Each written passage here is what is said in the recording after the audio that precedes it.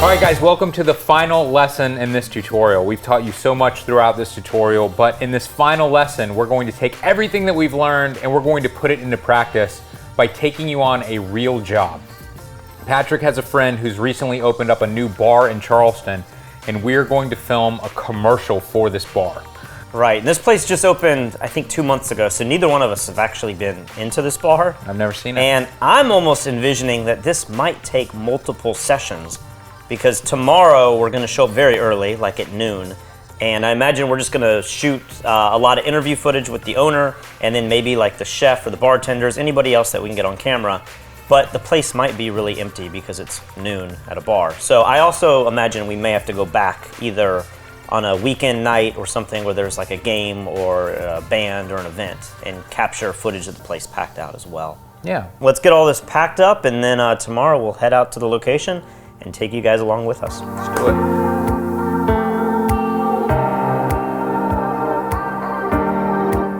All right, so here we are at Uptown Social. I think this bar's only been open for like a month or two, and as you can see, there's a lot of cool areas to this place. So I think our first goal is to sit down with Keith and mic him up, do a little lighting scheme, and just do a basic interview so that we can get the audio clips that we need, which are going to pretty much be the basis for this entire little commercial. So why don't we scout downstairs and see if there's any spots that really stand out. And then I've heard that upstairs is really phenomenal too. That's kind of their event space and a second bar that they have during the weekend. So we're upstairs right now.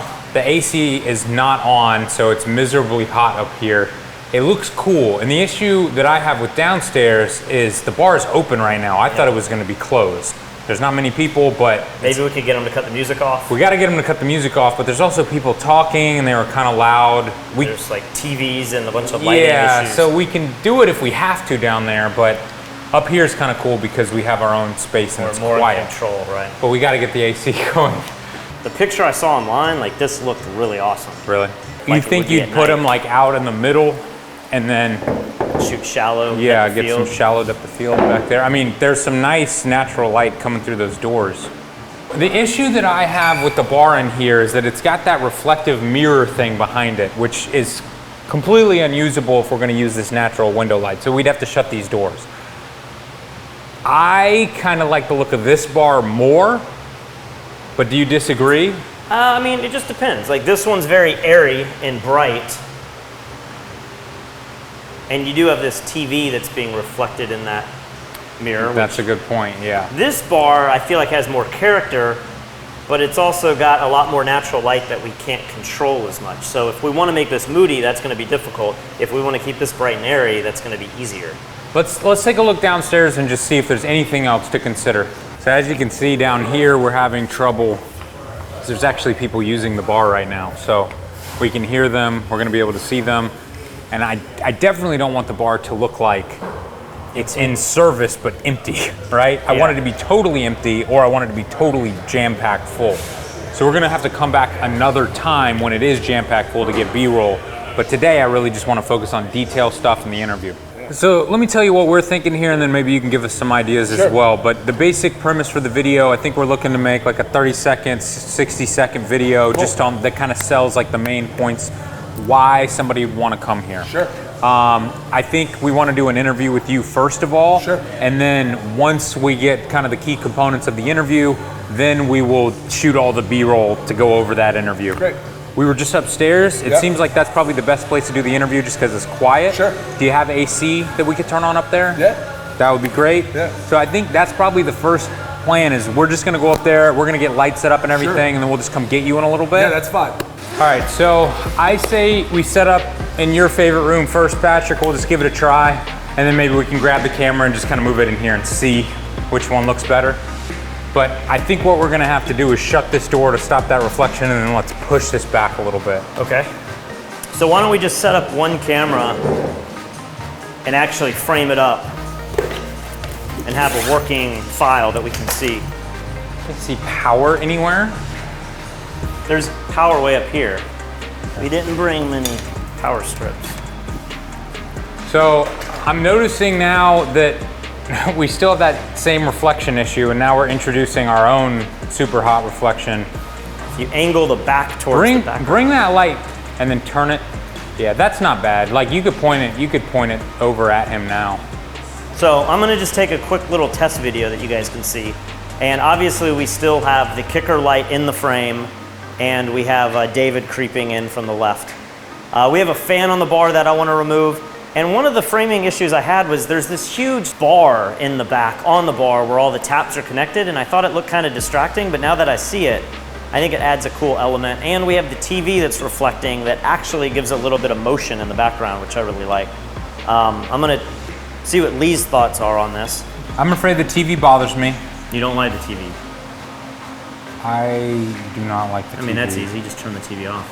Another way I think we could solve the bar register issue, not being able to tell what it is we could add a light back there and really highlight all those taps. I think once those taps are lit, I think you're gonna definitely see what they are. And I think that big white pipe, it's kind of a unique element to this bar. All right, let me quickly take you through this finished setup. This took a little bit longer than 20 minutes, but I think we're finally done. The owner is going to be sitting here. Right here is our key light. This is a Peter Hurley Flex Unit 1x3. This is the larger of the lights. This is our key light, and it's bouncing off of our fill light over here. This is just a reflector, and as you can see, we have jerry-rigged it to stand up with a upside-down stool. Back here, we have a Felix light with a Profoto grid on it, and this is just acting as a hair light kind of kicker on the cheek to the opposite side. We also have this a little bit yellow compared to our key light, so it's adding a little bit of color contrast to the scene. Now, in the back of the scene here, we've got this gigantic Felix Q8 travel light. They just sent this over to us, and this is like a professional movie quality light. It's definitely overkill for this. So right now this light's off, but we basically have it zoomed in on these taps so that you can just make them out a little bit more easily, and it separates them from the background. Let me show you over here where the cameras are set up.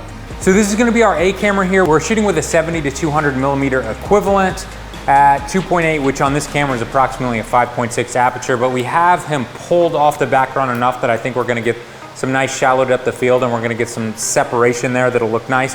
And then for our B camera here, Patrick has set up this slider, and it's just gonna be slowly going backwards and forwards, getting a little bit of movement and an extra option to cut to in case we want a different angle. I'll stand in for him to make sure he gets it all set up. So for audio, I'm going to put a lav mic hidden in his shirt. I don't want it to be seen for this interview, but I don't think we're gonna be using that audio at all. It's just gonna be so that you guys can hear the difference. Our main source of audio is going to be the shotgun mic. So because we ran out of power outlets, I'm gonna rely on the AA batteries on this F4 multi-track recorder. And of course, as we start to film, we're gonna wanna get this mic as close to our subject as possible without being in any of our frames. So where, you're gonna be like looking up here? I'm not sure. Should I be looking here? Definitely not for this camera. So after about 1 or 2 hours, we finally finished setting up the lighting. We got the manager of the restaurant in place, and we started the interview. You'll notice as we work through this, both Patrick and I are tag teaming, asking him questions. We just opened 2 months ago. It's been unbelievable. Beyond our wildest dreams and imagination, we couldn't be more excited. And who are you, and what is your relation to this? My name's Keith Benjamin. I'm one of the operating partners at Uptown Social. Had the vision to come down here and do this about 2 years ago, as of this past April.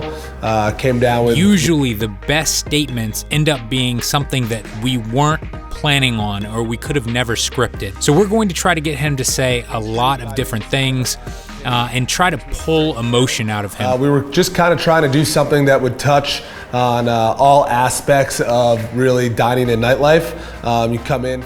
Now, as we're filming this interview with Keith, I'm trying to edit in my mind. I'm trying to pick out the best statements that he's making, the ones with the most energy, the ones that are going to really stand out in a quick 30 to 60 second video.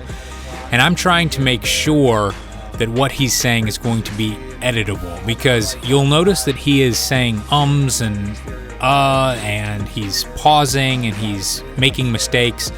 And I don't mind that. I feel like he's very comfortable in front of the camera, but he's also extremely long-winded, and I know that we're not going to be able to use 99% of what we're recording.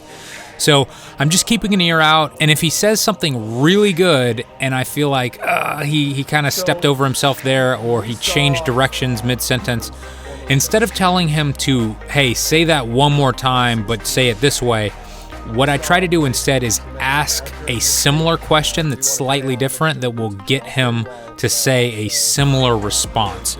Now, some people in front of your camera are going to be great actors, and you can literally just tell them what to say, and they're going to be really natural. Now, Keith was very comfortable in front of the camera, so we decided to stick with the basic plan of asking him questions and letting him respond in his own way, because we thought it was working pretty well. Kind of accent on that, but you have tremendous architectural pieces that have been used from all different parts of the United States. All right, so we just knocked out the interview with the owner. We got like 20 minutes of footage, which is obviously way too much, but I always like shooting more, so we have options. That's good.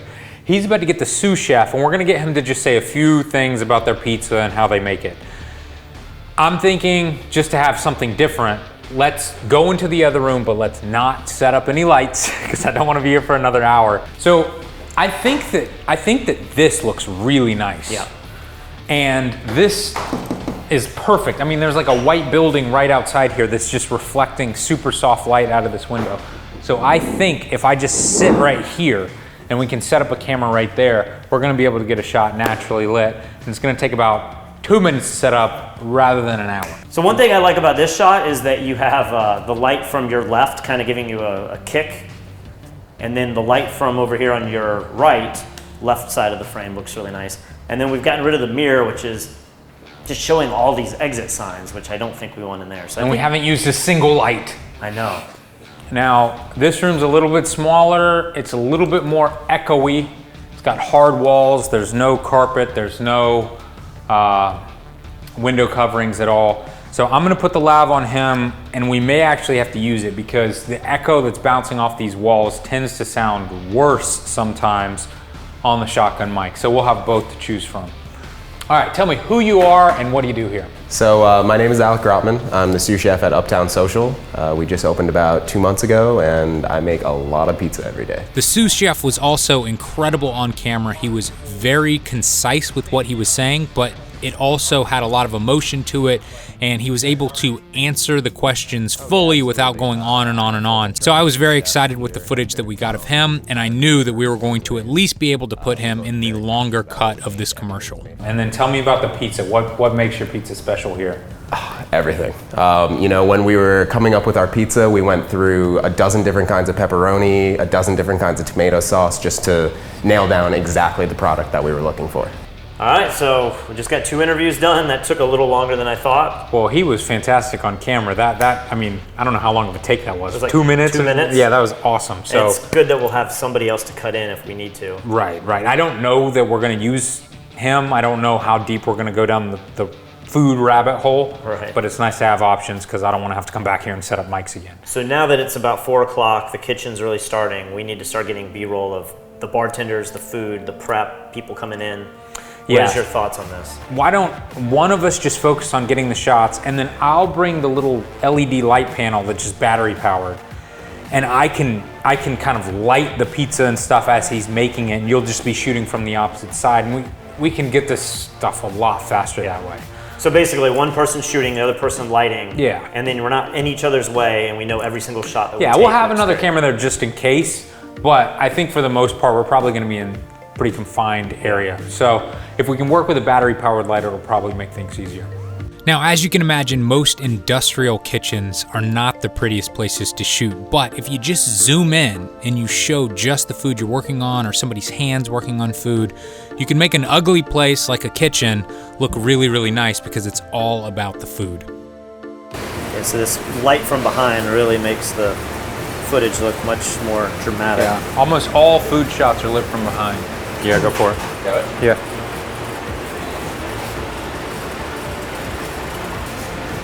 You're probably wondering why I'm dancing back and forth here.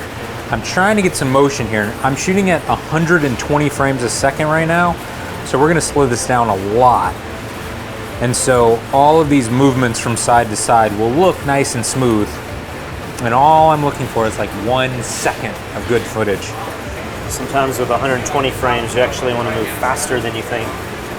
because the footage is so slow motion. That is an incredibly circular dough you've made there. It's perfectly circular.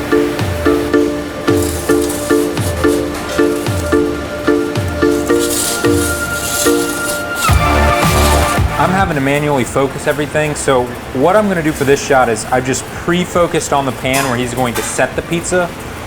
I'm shooting at 120 frames per second again, and I'm all set when you are. So I'm rolling right now. All I have to do at this point is just hold this camera steady.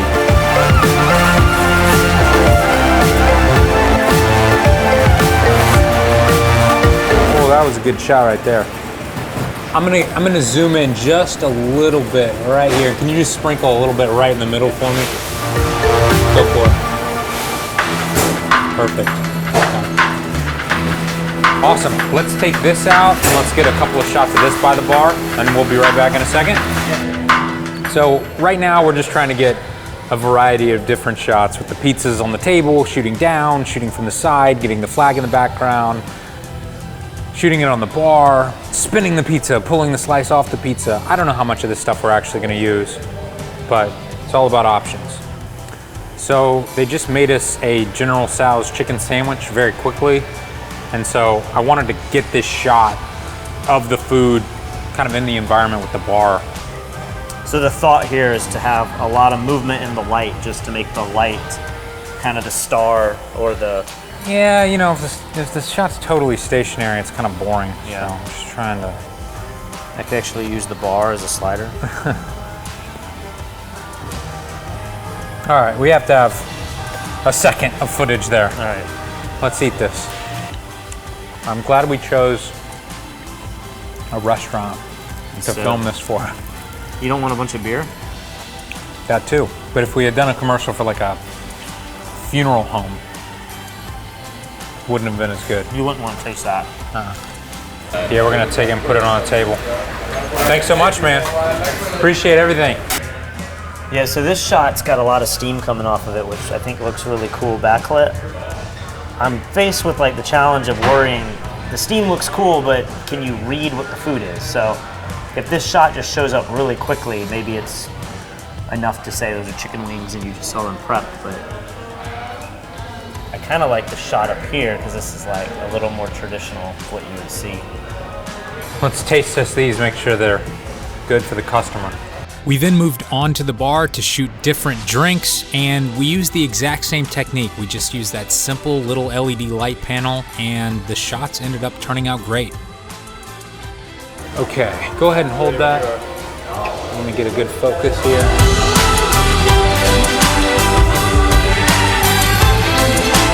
If you want, what if you just set it here and Lee shoot like 120 through it, and we'll get the bubbles. All right, so right now I'm gonna use the gimbal and I'm just gonna shoot some shots down their taps to just kind of show all the drinks that they have. Right now I'm shooting at 4K 60 frames per second. So we have a little bit of slow-mo.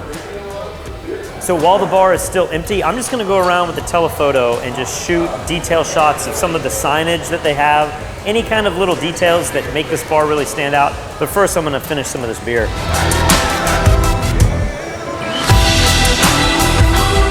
Oh my gosh. That's hoppier than I thought. I always say you cannot shoot too much B-roll. Even if you end up deleting 99% of it, it's nice to have all of these shots available to you. And being that the bar was mostly empty, it was very easy to get these shots. So the nice thing about having a screen that can flip out is you can do these shots that would normally be almost impossible. So I'm just pointing straight up, shooting some detail shots of these interesting chandeliers in here, just to be able to cut to something else. We obviously want to get a shot wide of this, but I want a lot of people walking through the frame. So maybe we'll shoot a time lapse of this flag later, maybe this Saturday when it's a little bit more hopping in here. But we can get some detail shots here with the help of the panel light. So Patrick, can you come over here and hold the panel light and just let me shoot this real quick?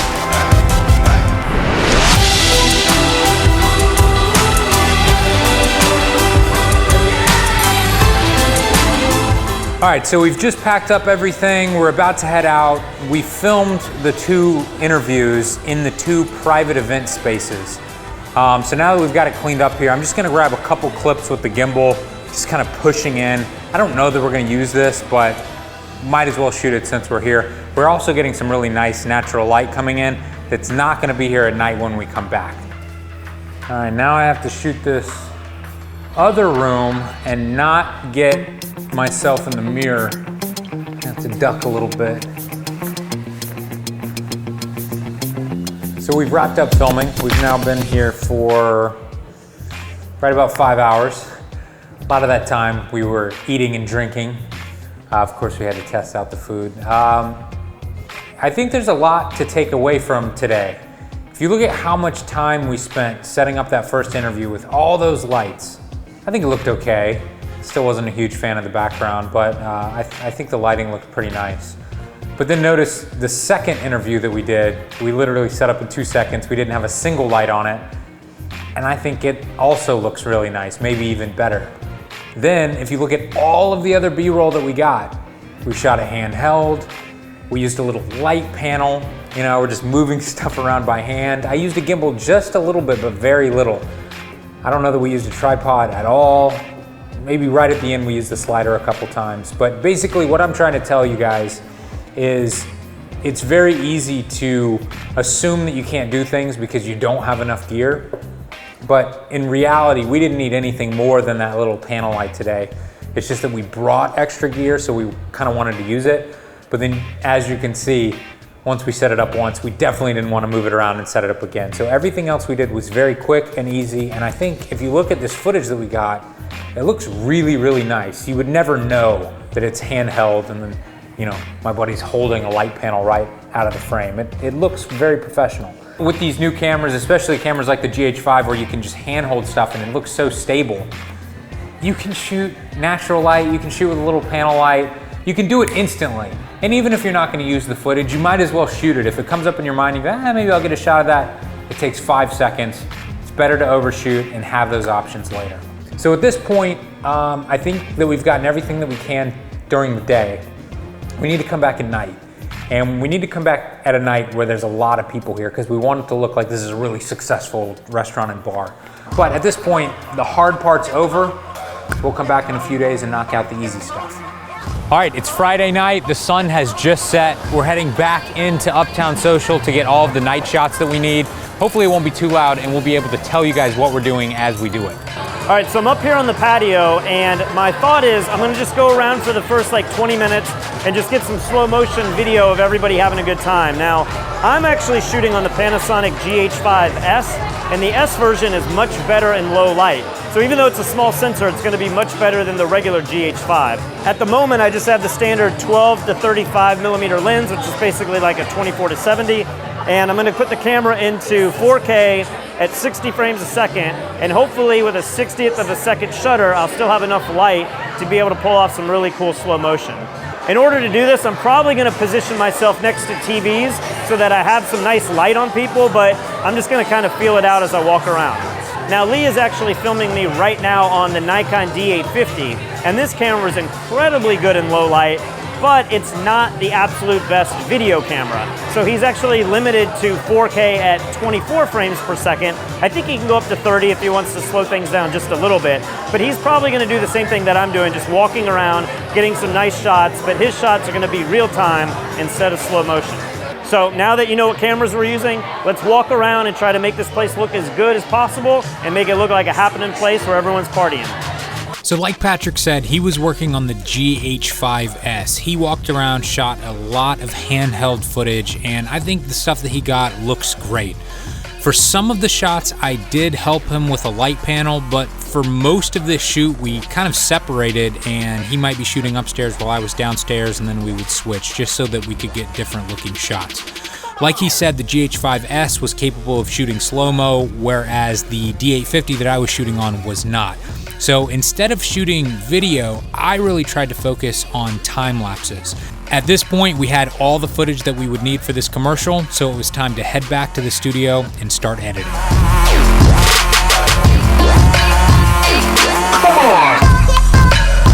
All right guys, so here we are in the post-production studio, and I just want to run through quickly a few of the organizing tips that we did in tackling this project, and also a few of the little effects that I did. Make sure that you watch the intro to Premiere, because Lee's going to explain everything on how to actually import footage and all the inner workings of Premiere, so I'm not going to go into that again. So I just want to show you guys over here on the left, we've just imported the entire folders of camera 1, 2, 4, and then 5. 5 was just B-roll, so we labeled it that way. This Hughes file, this is some of the images that I used to create this, this intro scene, which is the old building that Uptown Social used to be. And in music, we just threw in all of the premium beats music that we used for this project in music. Night footage was the next night of shooting when we went back to the bar, so there are a bunch of cameras in there as well. We didn't label these cameras 1 and 2, but essentially cameras 1, 2, and then we shot on the D850 as well for some of the time lapses. And then the shotgun mic, that is all of the audio files from the interview. So we like to have everything nice and clean with folders. This makes it so much easier to go in and find exactly what you're looking for, especially if you ever hand this project off to another editor. It's really nice to have everything organized. The next thing that we did was we made a bunch of sequences to separate the B footage from the interview. And if you go over here to these tabs, you can kind of see exactly what we did. So the first one we made was called Interview Synced, and this is just the 2 cameras along with the shotgun mic audio all synced up for Keith's interview. And then this little bit over here was the single camera and shotgun microphone synced up for Alex for his interview. So we have everything synced up here, and then what I did was I copied all of this and then pasted it in a new sequence that I called Interviews Chopped, and I went through and completely chopped out all of the questions, all of the bad takes, and I narrowed down all of that footage into the most concise audio sound bites possible. One thing you'll notice here is that we have these little red errors, which is telling us that our video footage is off of sync from the internal audio from the file itself. And the reason for that is we had to sync up the audio from the shotgun mic to the audio that was burned into the camera. And in order to do that, we had to go up here and turn on that show audio time units, and then we had to tweak the footage a little bit to get it to line up perfectly. And by doing that, it's going to tell us that some of our frames are off by like half a frame to get everything to sync up perfectly. So if you're wondering why these little red error signs are here, it's because we had to offset the audio just a little bit. So once I had the interview completely chopped up, I then wanted to go through and chop up all of the B-roll. Now what I decided to do was split up the B-roll into 2 separate sequences, the first one being all of the day B-roll, and you can see all of the camera footage from 1 I put into track 1, and then camera 2 is in track 2, and then for whatever reason I put all the footage of camera 3 or 4 into track 4 up here. So this just makes it really easy to see the cameras because they're in different arrangements. And then I also love to label things just by selecting the file, going to label, and choosing a color so that I can quickly tell that, you know, maybe the blue is slow motion footage or slider shots, maybe green is a completely different camera. But what I did once I had the footage separated into day and night, I'd go through and find the absolute best little clip. And every time I found a clip that I liked, I would chop it and then I would move it over to best B-roll. So best B-roll takes all of the best B-roll and then combines it in a way that you can just kind of scrub through this quickly and find the absolute best shots that we had from the project.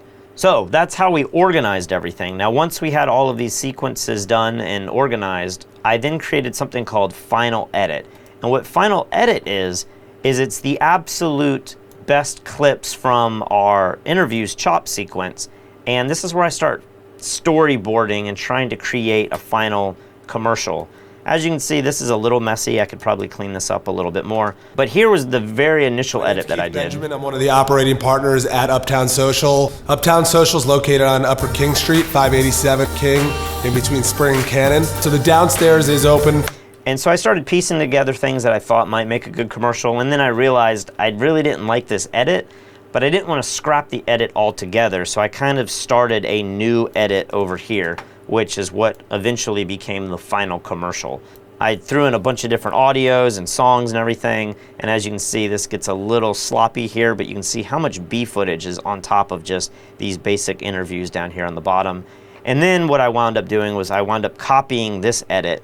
I pasted it again over here, and then I made a few more revisions on this edit, but I always had my original edit to go back to if I wanted to undo something. And then I believe what happened was Lee then took my final edit, copied it, put it in a completely different Premiere file, and then he was able to go back and find other interview pieces that I didn't use, and he incorporated that into his project while still having the base edit of mine to work from. So now that we have everything synced up and organized, let me go through just a few of the interesting effects that I did that we didn't really cover in this tutorial, just so you can have an idea of what you can do in Premiere. So for the first scene, this is the most complicated part of my entire video, and I ran into this issue where I needed to show some old footage of the building, but we didn't have any of that footage. So I found an image of the old building that was taken and listed on Zillow or something.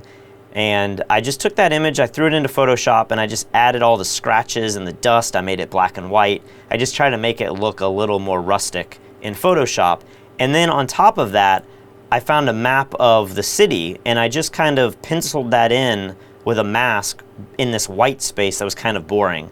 And you could basically just come here on an opacity mask, create a mask, and then I just built this mask around the building, and then every few frames I rebuilt the mask so that the road can kind of spin in there like that, and it just gives like an interesting effect. And then to make it even more rustic and dynamic, I added an adjustment layer. And to create an adjustment layer, you can just go over here to the new item here, and then just go to adjustment layer. And that's going to create an adjustment layer that you can then drag on top of your footage, and then you can add effects to that so that you're affecting everything below that layer. And what I did was there's a cool little effect here called noise. If you just search your effects panel, you'll find the noise. And basically, that's just adding a bunch of moving grain to make this look more like film or make it look like old footage. So I thought that was really cool. So as you can see, it just has a cool look to it. The next little trick that I did in my video that shows up several times is I like to kind of fake a pull focus. Basically, you film everything nice and sharp, you give a little camera movement as you're taking the video, but then with a Gaussian blur, you can add this effect where it looks like you're actually pulling the focus even though you weren't. Pulling focus in real time can be very difficult on these cameras. So right here we have a clip of a sandwich, and basically what I did was I added a little motion here by keyframing a little zoom in. So we start in at 105, and then by the end of the clip it zooms into 109. So it just gives this slight little zoom effect. And then what I did was I went down and added the Gaussian blur, and from this you can see I've added a blurriness of 69, and then as we get to the end of the movement, the blurriness goes down to 0, and you can right click and also go to ease in to make that just a little smoother. But essentially the effect is going to be something like this, where it just gives you that little bit of movement with that blur, and I think it just makes something look really polished and professional, even though you didn't pull focus at all. I did the exact same effect here again on the wings. This environment was just kind of ugly. The lighting wasn't great. It was a kitchen with a deep fryer, but that's the way that we shot the wings the one time we shot it. So I just thought, you know, instead of showing all of that dirty kitchen for a long period of time, I could actually blur in and just make it really fast. You won't notice the kitchen as much. So here's that shot. And then we deep fry them. So again, just adding the keyframings of the Gaussian blur, really cool effect you can do. For this next scene, I used one of Lee's time lapses that he did on the D850, and I like to always add a little bit of motion anytime that a camera is sitting still, and luckily with 4K, you can always zoom in or zoom out and add a little bit of motion without losing too much of your quality because you are shooting at such a high resolution. So here again, I just added keyframes and I started this sequence at 109, and then I pulled back out to 100%. So when you watch the time lapse, not only do you have all the movement of the people, but you actually have this movement from the camera position too. 10,000 square feet, it doesn't feel like the bump. So that's a really cool effect. The next shot I did was another little blur thing. I feel like the bottom of this bar was just kind of ugly, so I actually added a Gaussian blur to this scene, and then I just masked out the middle of it. So both the top and the bottom have a blur. And then I've tried to make it really subtle, because if you go too heavy on this, it can look really cheesy. But it just kind of gives a little dreamy state and blurs out some of the TVs that were overexposed and the underside of this bar. Later on in my video, I have another scene that's just not too exciting, but it shows the TVs and it has a lot of people in the bar. I just threw a Lumetri color on it so that I could kind of color correct it a little bit. And then I also added a similar Gaussian blur where I masked out the middle. And this kind of gives like a tilt shift look. It blurs the top and the bottom. And it just makes the video look a little more stylized than just being a straight shot with all the people eating. And then once again, I have another kind of pull focus here where I blur out the initial shot, zoom in, and then reveal the shot nice and sharp. So that just looks really, really clean. It gives you that dynamic movement. It looks super professional, even though you shot the entire scene completely in focus. For this time lapse, I did something just a little different. I zoomed in, but then I moved the entire frame to the right, which allowed me to then add my movement left to right. So it's kind of a slider shot instead of a normal kind of pan in. And then for this final sequence, we had a shot of just this bokeh from the bar. We actually just threw the camera out of focus and shot a bunch of the lights. So it kind of had this abstract look to it. And so I just had everything fade out to black. And then I had that video fade in, and I have their logo zooming in. And then anytime you're zooming in really heavily on any kind of footage, you always want to add a little bit of blur so that it looks natural. And what I did was I just added a direction blur, and as you can see through my keyframing here, I just have the blur length go from 34 to 23 to 10 and eventually to 0. So when the movement stops, there's no more blur going on, but just having that little bit of motion blur as the logo pops up, it just makes it look a little cleaner and a little more natural. And then the final thing I did here was just I felt like this shot was not dynamic enough, so I decided to add a effect that we own, which is a light leak. And basically, let me turn this on brighter so you can really see what this is doing. So with the opacity set to 100%, you're going to be able to see what this light leak looks like on its own. It just has all this crazy movement. And so what I was able to do was set the light leak on top of my footage. I changed the blend mode from normal to overlay, and then I set the opacity to kind of stay at 16%. It just kind of allows you to have some motion on top of the footage and on top of their logo, which I think just pulls all of the layers together and makes it a little more exciting at the end. Outside of that, those were really the only major tricks that I did in mine. I didn't do anything too crazy. One other thing I do want to show you guys that I did a lot of was I added a lot of vignettes to the footage. Now typically vignettes with photography look pretty cheesy, but with video it's happening so quickly, it really allows your eye to be pulled into the most important parts of your frame without seeing all the distracting elements. And the best way to add a vignette and do any color correction I've found is just to use the Lumetri color. So you search up Lumetri color, throw that on your footage, and then you have your basic, it almost looks like Lightroom. You have all of your color correction that you can do right here in this panel. And then at the very bottom, you have the vignette function. So I was just able to add a vignette to this footage to kind of tighten it in, especially anytime there was like ugly stuff on the side of the scene. So just using a couple color corrections, a couple Gaussian blurs, some vignettes, I was able to really polish this and make the footage that already looked really nice even better. So the next time that you guys see us, we are going to sit down, watch each of our commercials for the first time, and just give you our overall opinions on what we thought about the entire process. All right, guys, so we have wrapped up editing, and I have to say Patrick did most of the work on this one, and then I had the fun job of taking all of the best footage from him and then kind of chopping it down to an even shorter cut.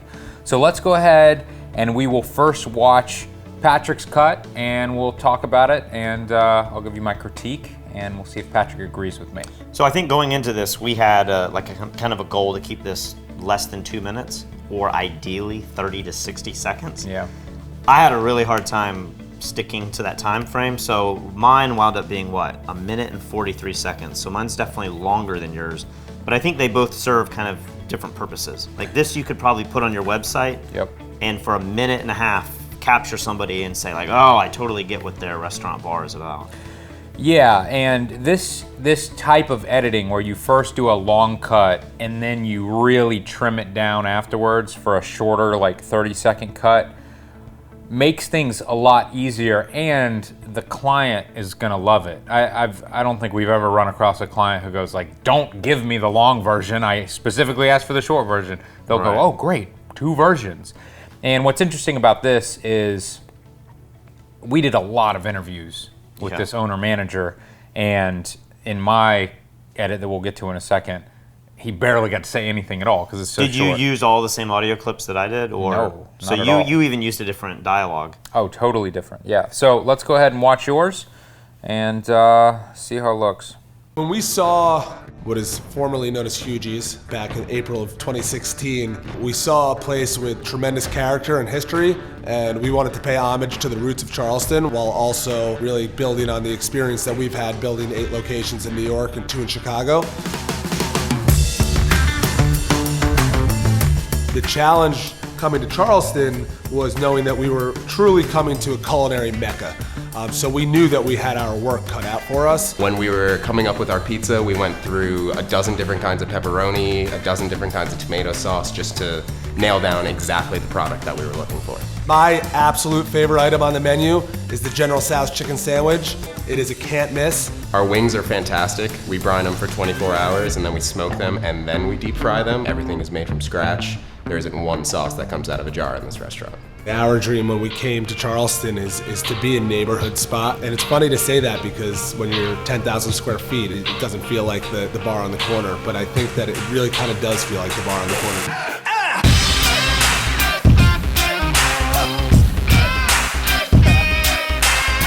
We're simple guys and girls who love what we do and love providing an environment where people can just come and enjoy themselves and not feel like there's anything pretentious about it. There's never going to be a cover charge. There's never going to be a room rental fee for events. You come, you enjoy our promos, our specials, our half price bar, which is happy hour 4 to 8 every Monday to Friday, and you just kick back with your friends and have an enjoyable evening. All right, so obviously I had seen like a rough draft of what you had done before because I pulled your edit into Premiere to edit my own. But that was a lot more polished, and I think that looked great. I think exactly like you said earlier, the client's going to love this, and they're probably going to like it more than my short edit just because it's able to explain so much more. I actually have already shared it with Keith and his team, and like they didn't say they liked one more than the other, but they were like, "Oh my gosh, this is so incredible." Like, awesome. I don't think they really knew what we were. No, they had what we no were doing, idea and what we were doing. So I think this was like a big surprise. Like, wow, like that was not what they probably expected, but it turned out really good. Cool. Were there any issues that you ran into with the editing or whatever, like to create this? I feel like, so Keith is very good communicating in person and on camera, but he did have a lot of ums and yeahs, and so I feel like, unlike a lot of the videos we edit here in F-Stoppers, I chopped up his sentences so they were perfect.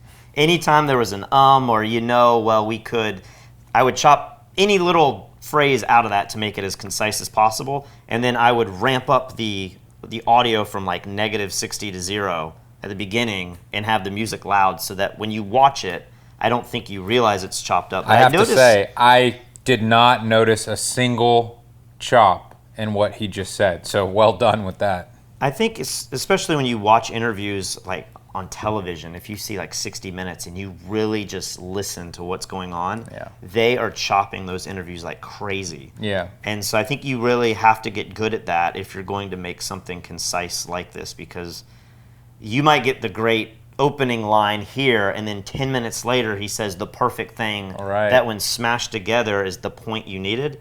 But in the interview, you didn't want to direct him into saying exactly what you feel like you needed. Yeah, and a lot of what we do with F-Stoppers is these super long tutorial videos where we can kind of ramble on and maybe somebody makes a mistake and they correct themselves, and it flows fine when it's hours of footage and somebody's teaching. And it makes them human because you see them talking in a conversation type of way, but in these commercials, you need it to be just as quick and concise as possible. So that, to me, was my biggest challenge.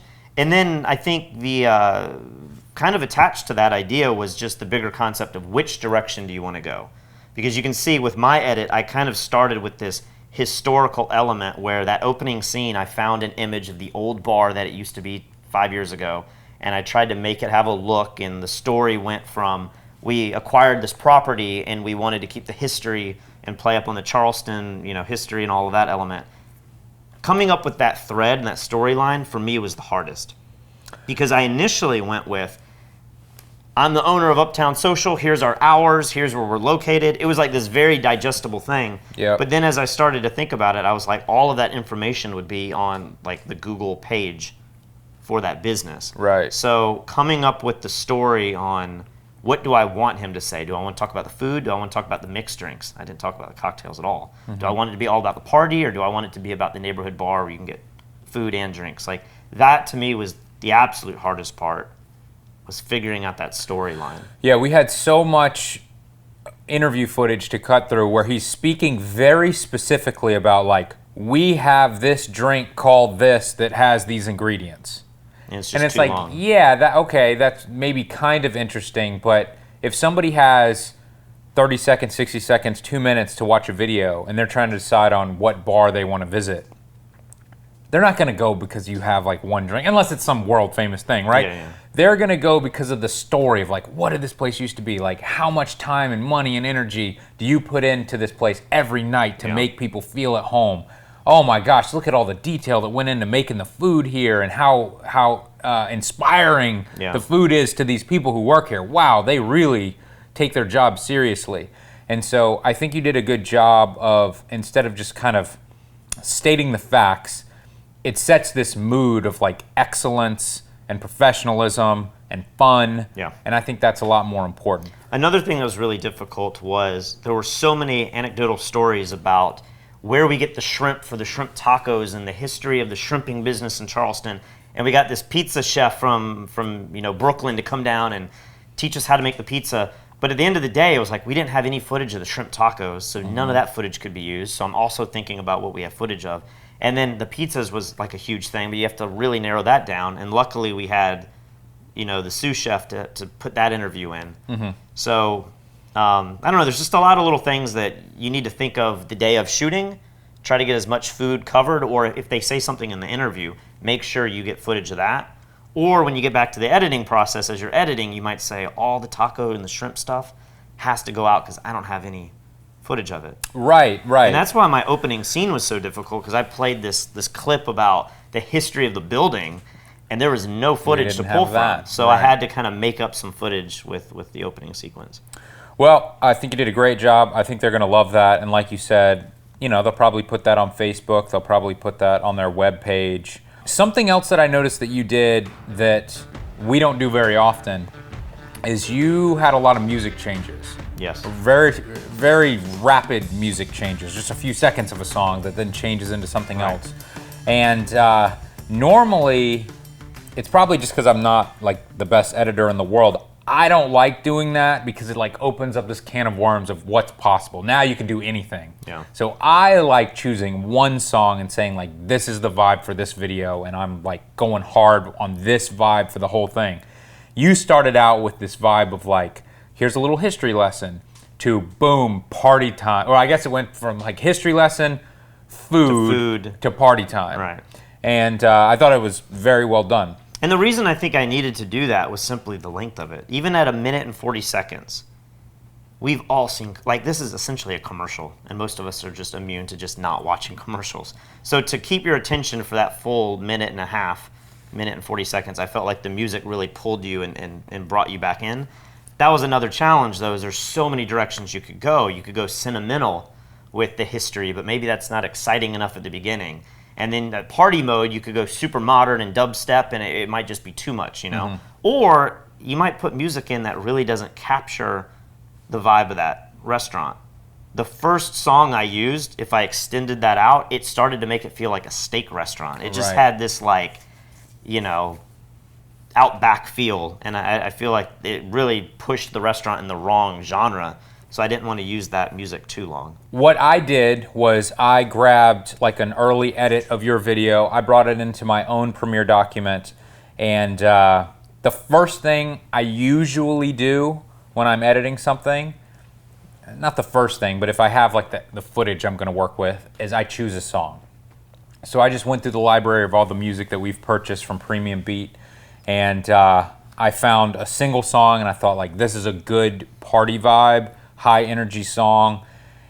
And then what I had to do was figure out what I wanted Keith to say. Because now I've only got about 30 seconds for him to say stuff like, I do not have time for him to go into all the pizza ingredients. I do not have time for him to talk about the specials and the, what time is happy hour. Yeah.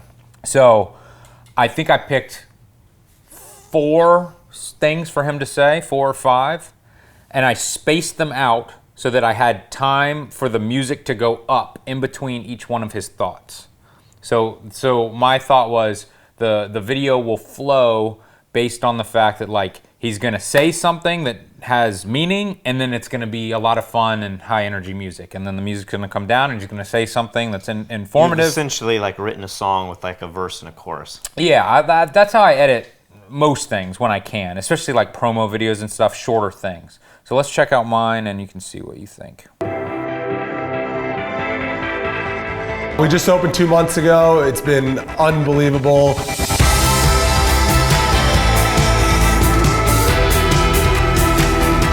You come in for lunch or dinner and get incredible pizza. And then you come in at night, DJs, bands, tremendous energy. Regardless of whether you're a local in Charleston, grew up here, or visiting for the first time, Uptown Social has been created to be a place for everybody. So definitely very different vibe. Right. And you did use audio clips that were not in mine. So you went back to the original footage. I did. I watched the whole interview again, and I just, like, I'm trying to think of the things that I used that you didn't. Maybe when he was talking about, like, the DJs and the music and the incredible vibe. You had something about, like, if you're a local or a tourist. Yeah. Like, I didn't use I needed that. like a hard closer of, like, here's why you should come, or like, we hope you'll come. Again, it's like 2 totally different products we're delivering to this client. And if I was the business owner, I would like your edit the best, because it's longer, it explains more, it's kind of drawn out a little bit more. But the second that you need to put it like in a local TV spot or something like that, or you just need to show somebody the footage, get them excited in a quick sell. One thing that's interesting about yours that I think could hurt yours in the long run is that I avoided trying to say that we've been open for 2 weeks or put any kind of time stamp on it. That's a good point. So in a year or two, I don't know that your video won't be relevant anymore, but if you threw that on TV, people would be like, wait a minute, they didn't just open up a few weeks ago. Like, that's the hottest restaurant in town or something. That's a great point. Another thing I noticed you didn't do was I don't know if you just didn't know that they had the logo, but you used a lot more text in your presentation. Yeah, and I'm not like, I don't love my use of text in this by any means. I just kept imagining this being like a Facebook or an Instagram ad. So, if this was for TV, I would have done like After Effects animations and stuff, and gone a little more hardcore with the graphic design element. I personally do not like their logo. Yeah. I hate their logo. I went to school for graphic design, and although I'm not a good graphic designer, I can spot bad graphic design, and I feel like their bar and restaurant is just so awesome, and everything about it looks great. And then their logo is like this weird cartoon oval shape that just looks like some high school kid made it.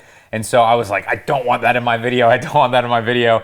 And because it's not a paying client, I can do whatever I want. Yeah. If they had hired us and said, put the logo in there, I'm going to put the logo in there.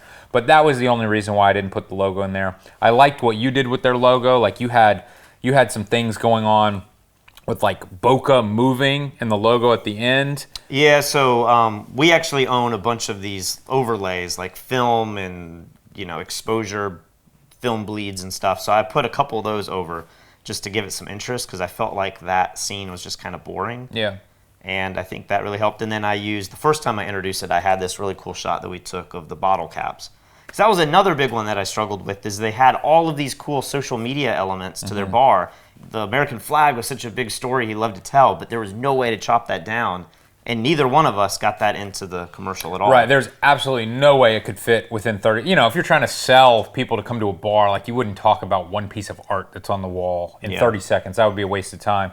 But even in yours that's right at around 2 minutes, it's still not. I just used an abstract bottle cap thing where you'd be like, oh, that's a cool image, but you don't even still know really what it is. Right. But I think it still did a good job of just kind of setting a mood and a vibe of like everything you're seeing is little aspects of the bar. And what's cool about their bar is there's so many different elements to it that look very different. They had the 2 private rooms upstairs that were kind of fancier looking. Then you had the sports bar area downstairs. Then you had the porch area upstairs and the dance area around the corner. You had 2 DJs that night. Right. So I was afraid that it wouldn't really make sense because most places are not that big. Yeah. You know, so it almost looks like, are you showing one location? Because it looks like you're showing 5 different locations.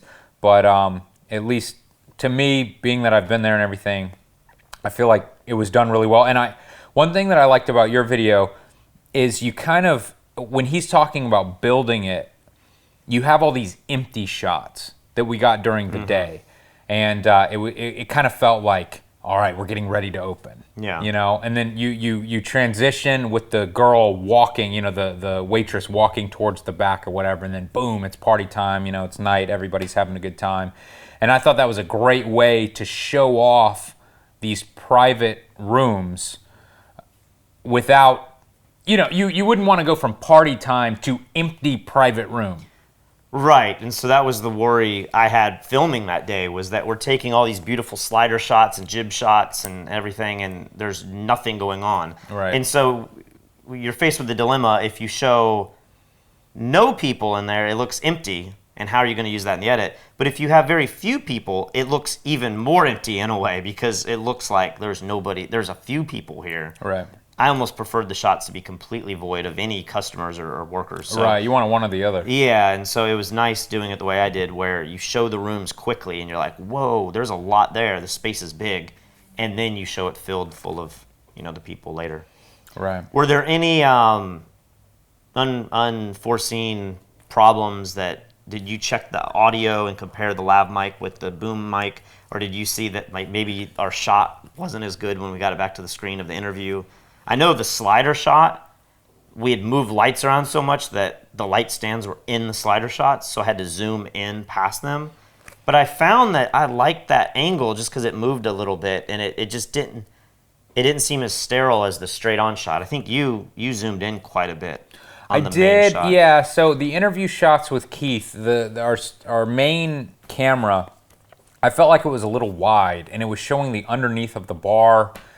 And on location, I was saying, like, I'm not a huge fan of this spot. It just kind of looks cluttered in the back to me. I think it's okay, especially for like how little he actually shows up in the video. And for the options that we had. I don't know that we found another place that looked... Well, so... You liked Alex's location better? I mean, you didn't even feature him in the... I didn't. I didn't feel like there was time in my 30-second cut, but when I look at the footage side by side of like the shot that we did with Keith in the first empty room, and then with the sous chef in the second empty room with no lighting, we just set him there and it was just window light. Yeah.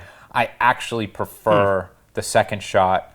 I think it's cleaner. I think it's classier looking, and the light on him looks great out of the window. I don't hate the Keith shot, but I felt like I needed to zoom in to kind of reposition the frame a little bit, and then when you do that, you know, you lose resolution and stuff. So anyway, it just goes to show you that we came in with all those lights and we just spent so much time preparing, but there was another great option right around the corner that we could have used as well if we had no lights at all. So I mean, we very easily could have shot this entire thing with no professional lights, a little panel light that I think was huge. $20, I mean, I feel like $30. There's so much food footage that didn't make the cut at all. I mean, we have him with the dough and it's splattering, and like there's so many cool, him with the sauces on the, you know, on the wings. I feel like that panel light and the approach that we took there with the two of us working together, I feel like that was really smart. Well, and a lot of the food stuff in particular, we were just hand holding it. We shot in a really slow frame rate, and we were just trying to move side by side, trying to do these like manual slider movements. And it probably wouldn't have worked without stabilization in the camera, and it probably wouldn't have worked without slow motion. But when you put those two things together, the footage looks really professional. And we were just knocking those shots out quick. Yeah. And then when we went back and we did all the nighttime stuff, I knew this is probably the most important stuff. This is what everybody actually using the space. So we need to do a good job here. But we, obviously we couldn't set up huge lights and everything. So a lot of it we were just shooting natural light. Maybe we did a couple shots with the panel light, but for the most part it was just run and gun, shooting again, and then picking the absolute best little clips. And I think it's important too because to know how useful it can be to have handheld footage. We do very little handheld footage at f-stoppers because we're typically setting everything up on tripods because our takes are so long, and we're trying to capture a photographer working on a project, and that's his space. But doing something like this, I mean, just having little bits of movement, if we had shot everything on a tripod, one, it would have taken forever. But all of the shots just would have been really stagnant, Like nothing would have, a lot of these cuts are 1 to 3 seconds long, 4 seconds at the longest. And if the camera just sat there perfectly, I think you'd lose a lot of energy that's introduced just in the way that you're taking the footage. I agree. But keep in mind too, especially if you're shooting in 4K, but even if you're shooting in 1080, like if you have still footage, adding a little pan and zoom to the footage, like you did that with all of my time lapses. Yeah. Nothing was moving on location. Yeah. I just had the camera. A little zoom. Yeah, and that's enough to make it feel like, oh, the camera is moving. If you see it quickly and it's not a huge movement, it does appear that the camera might be pushing in or moving from right to left. Yeah. If you're really close to a subject, that's when you're going to be able to see that parallax. And then that's when actually moving the camera is nice. And it's going to add a level of production that you're not going to be able to fake in post. One thing that I found interesting about this project is a couple nights ago I was out at a bar, and it was a friend of mine that I was hanging out with who knew this owner. And so I was like, oh, have you seen Keith's new bar? And I pulled out my phone and I loaded up my video. And it was interesting to watch my video in a loud club with other music where you can't hear anything and just look at the visual. And then take note of my friends watching this video with 1,000 distractions around them. And I realized how slow my cut actually is. Every shot was on camera for 4 seconds. And when you're editing, you feel like it's fast. But the second that you show it in a busy environment where everything else is pulling for your attention, you realize that I think they're getting bored watching mine because it's not moving as quickly as I thought it was. And if I loaded yours up, yours hit so much faster that you could be like, oh, wow, that was really cool. Yeah, and as you guys start shooting more and more video, you will start to take note of editing and everything you're watching. TV shows, movies, commercials, like especially commercials. But I was watching MasterChef just the other day, the reality show. I started trying to count how long in between each cut. I'm telling you, like they cut every fraction of a second. It almost never does anything stay on camera for 2 seconds. Almost never. And you're like, that's such a crazy thing to think about because it's a reality TV show, and Gordon Ramsay might be up there showing how he's going to make a certain dish or whatever. So you'd think like, okay, maybe it'll be a 10-second shot on him where he's doing something. Yeah. No. They're cutting to him, they're cutting to his mouth, they're cutting to a reaction, they're cutting to his hands, they're cutting to the knife. It's like, and then you think about it's an hour-long show and they're doing a show or two every single week, and it's unbelievable amount of editing for something as simple as a reality TV show. And I was thinking to myself, like, is that necessary? Do they really need this many cuts? But I think there's something psychological going on, like you said. We all have ADD now. We all have ADD. We're so accustomed to it. And if it's a little slow moving, you're just going to pull your phone out and see what's on Facebook or YouTube or whatever, and you're going to like zone out. So these TV shows and commercials are cutting so quick. It's a good point. It's a good point. So depending on what type of client is going to be watching these videos and how it's going to be used, the owners hopefully we'll use both of our edits for two kind of different things. But if you're on Facebook and you're just scrolling down, I feel like even if my cuts were every 4 seconds, that's 2 shots in 8 seconds. That might be enough to scroll right past the video. Yeah. Where yours, if you could get 5 to 8 cuts in the same time, you might be like, oh, I know that guy. Or that's a bar, or that food looks great, like whatever it could be. Or mine might still be on the opening sequence. Well, that's something to consider. I used almost the exact same B-roll as Patrick, but I took his minute and 40 seconds and cut it down to 30, 35 seconds with the exact same footage. So what does that tell you? I mean, I'm just taking the best of the best fractions of seconds of each of those clips, whereas, like you said, you might have left them up for 2 to 4 seconds each, which is also fine, but it's just kind of, it comes down to you as the editor, and then what exactly is this for? Will help you determine how long it should be and how quick those cuts should be. Well, overall, I think this was super successful. I really enjoyed this project, and it was cool to do something here locally with a friend of ours that has a new big bar, and do everything that we did throughout this tutorial and put it together and share it in a way that I hope is inspiring to the people watching this. Yeah, I had a blast doing this as well, and part of what made it so fun was this was like a pro bono job for us. We needed to film something for this tutorial. You knew Keith, you had just recently met him, and so maybe from his perspective, he was a little unsure of like, what when we first started filming, what is this for again? Yeah. And we're like, we're making you a free commercial, but we're gonna put it in this tutorial, whatever.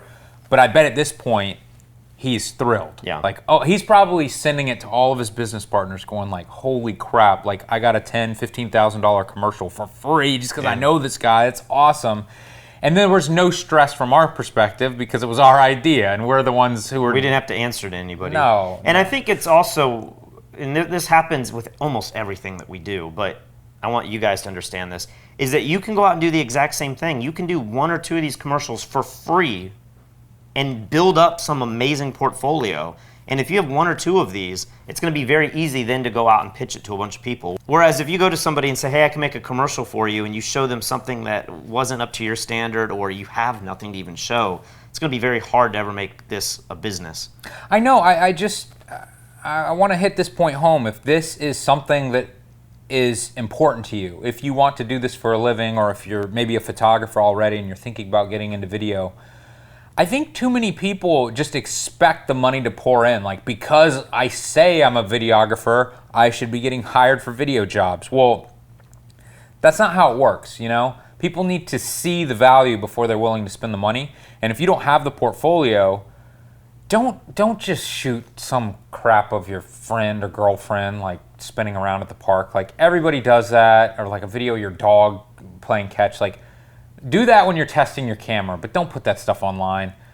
Figure out how to work your camera, and then approach somebody that you know just like this and say, hey, I have this idea for a video, and if it doesn't work out, it's absolutely no problem. Like, you don't even have to show it to that person. You can say, it didn't work out or whatever, but you will be learning over time. You will be creating a portfolio over time. And then when you finally have that opportunity to meet somebody who's got the money, who's looking to hire someone, you can go, oh, check out these other incredible videos that I've made. And the other cool thing about doing it on your own time and your own dime is that you get to make it exactly the way you want to make it. Yeah. There's a lot of times that we get hired, this just recently happened, I won't say the client, but we just recently got hired to make a video, and we had all these great ideas of what we wanted it to be. And then they just like whittle down the idea and make it this horrible thing that by the end of it, we're like, we don't even want to make this. Yeah. And then you're editing it and you're like, this is not good. But it's exactly what the client wanted and they're paying a lot of money, so like, fine. But I'm not going to put that in our portfolio when I want to meet with somebody and be like, look at what we did here, because it's not like our vision. And I think at this point, we have done so many videos on our YouTube channel and then so many other videos locally for other companies that when we get approached, it's because of our prior history. And it's the videos that we have made for ourselves. And now that's allowing us to get jobs. And some of those jobs, like you said, are videos that we'll never really put in front of people or put it in our super portfolio that we keep on our website or something. So, Yeah, I just think it's really exciting that, we don't shoot a lot of commercials for bars. This is the first one we've done, or I've done at least, in a long time, and I feel like we now have an avenue that we could explore. Once this starts going around in little old Charleston, other bar owners are going to be like, we got to get those guys, And then it's a matter of just putting a price tag on it and deciding how much is that worth. But it's totally a feasible business, and I think as photographers, more and more, we've been saying this forever, more and more business is going to video, and if you're not embracing the video functions of your cameras, I think you're missing out on a lot of potential. Even if it's you still doing the stills, but you bringing a friend or a crew to supplement that. That's happening more and more and more. It's almost a requirement for a lot of the bigger photo shoots. Think of this from Keith's perspective as the owner-manager of that restaurant. Like, would 5 incredible pictures of his restaurant sell that place more, or these video commercials? There's absolutely no doubt. Yeah. If he gets these commercials online, they're going to get so much more traction than just some pictures of the inside. Like, we've all seen pictures of the inside of a bar. Like, there's no way that can be exciting at a certain point.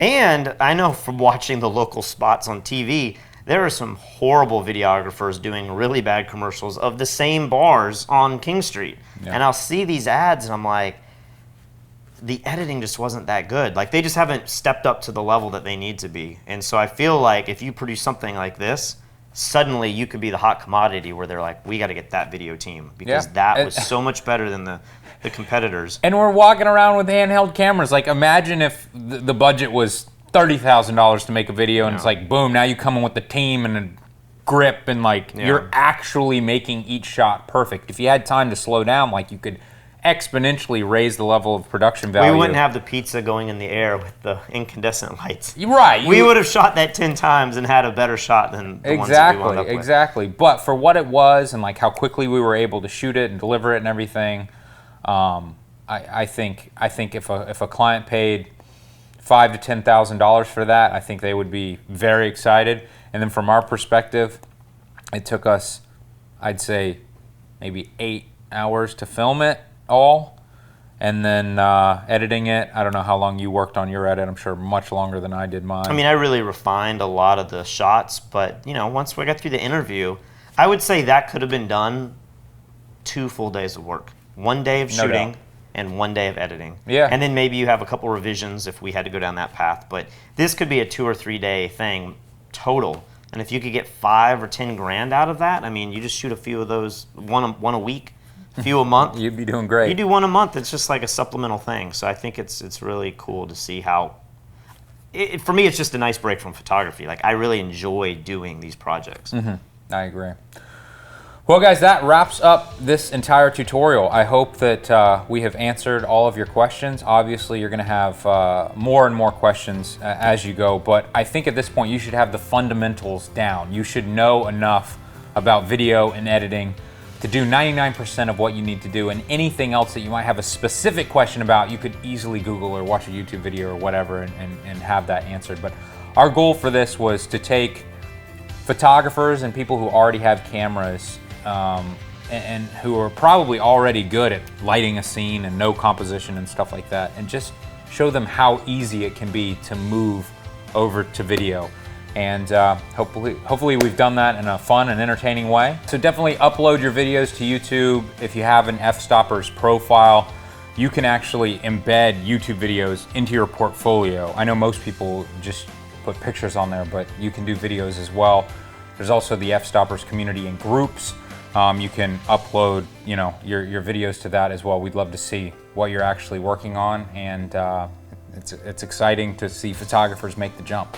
So at this point, I just want to say thank you to everybody who's made it this far. I know this is a lot of content, but this has been really fun for us to make, and I can't thank you guys enough for taking the time to watch this.